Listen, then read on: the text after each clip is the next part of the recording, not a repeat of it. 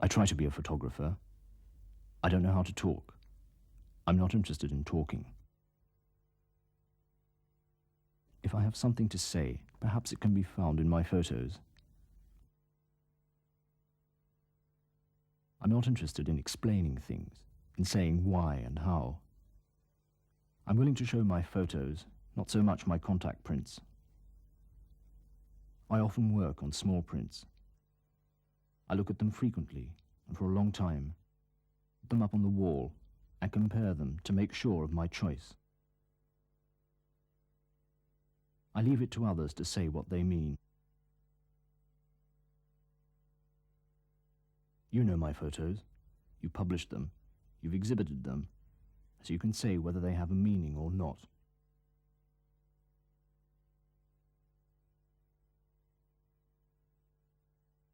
It's true. I've known Kudelka for a long time, for 20 years, since he left Czechoslovakia. It was the end of the Prague Spring, the end of a dream. There was no dialogue possible between the Russian soldiers and the population of a city under martial law. Violence was growing constantly. Joseph Kudelka lived intensely through these mad summer days, this national tragedy. He says it was the high point of his life. He is not a witness of history. The story he tells in feverish pictures, that story is his own.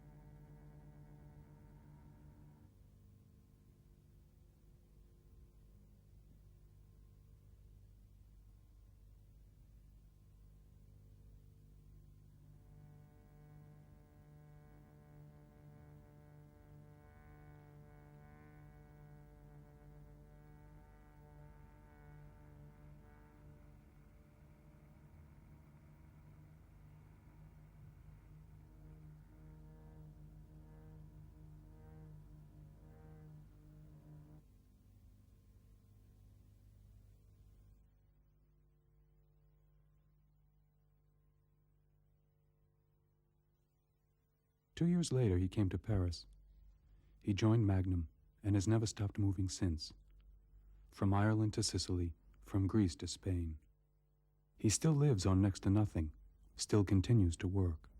He says, I want to see everything, to look at everything. I want to be the view itself.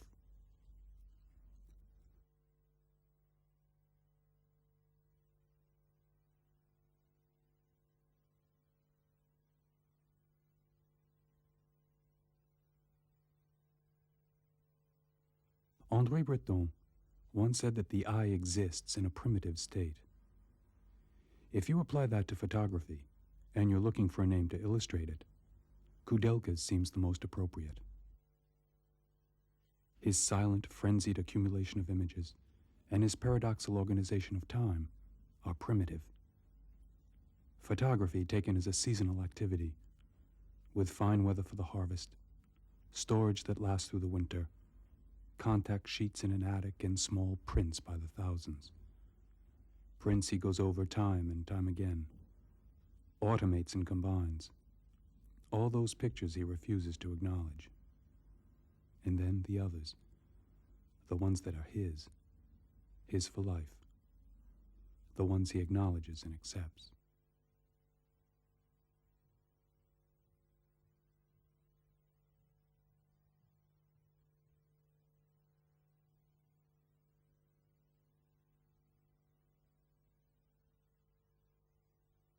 His contempt for commentary and explanation, justification, is primitive too.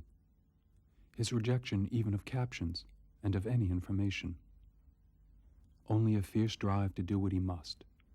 Seeing, a frenzy of seeing, more and more, and of keeping what he sees, setting it in a form that is his, according to themes which become more distinct and clear as time goes by.